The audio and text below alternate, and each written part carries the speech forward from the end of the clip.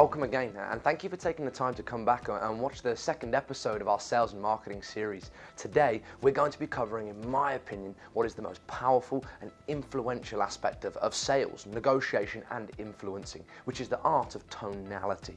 Now remember, when it comes to influencing, especially in person, over 50% of your ability to influence is based on tone.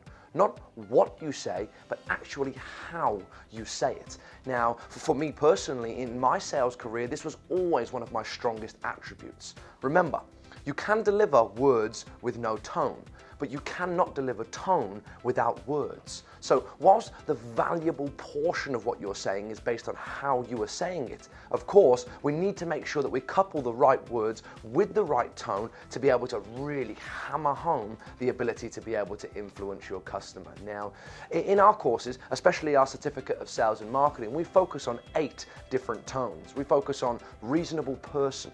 That's a tone used very much when closing transactions. It's very calming, very reasonable, very clear, and it allows your customer to feel comfortable about the conclusion of a transaction. We have a tone called I care.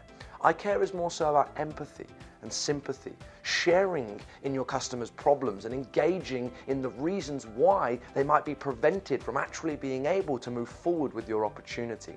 We also focus on pace-based leading. Pace-based leading is the ability whereby you drag the enthusiasm levels of the conversation and the interaction forward in slow, continuous increments, where initially you might be speaking at a very calm, reasonable level, but by the time that you've reached the culmination of the presentation, you've got the customer at a stage where they're relatively emphatic and they're exhilarated by the opportunity that you've created. We also focus on having absolute certainty. We use this very much when talking about features of our product or of our company, making sure that we're absolutely certain on how it can benefit the customer. This is important to use also when answering your customer's questions. We don't want to have a vagueness or lack of clarity to our answers. Absolute certainty will assist you with that. Curiosity. Sounding very curious and intrigued about the needs and wants of your customer. That is a tone very much used when delivering questions, except for questions that are relating to problems or pain. Then we continue to use the I care tone.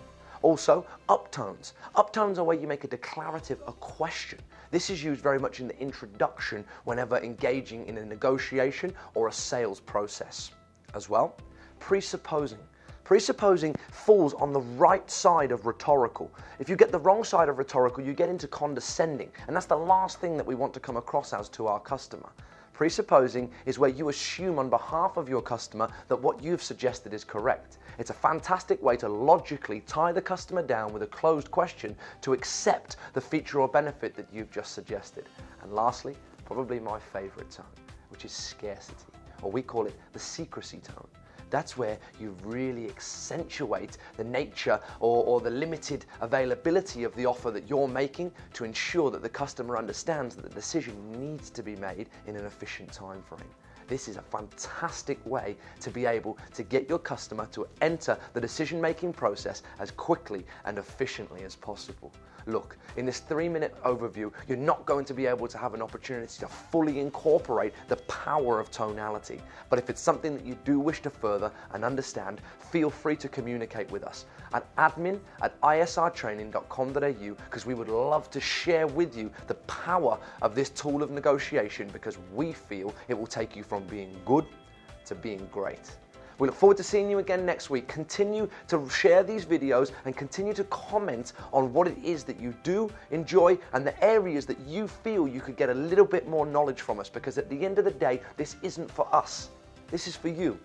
Thank you for your time again. Take care.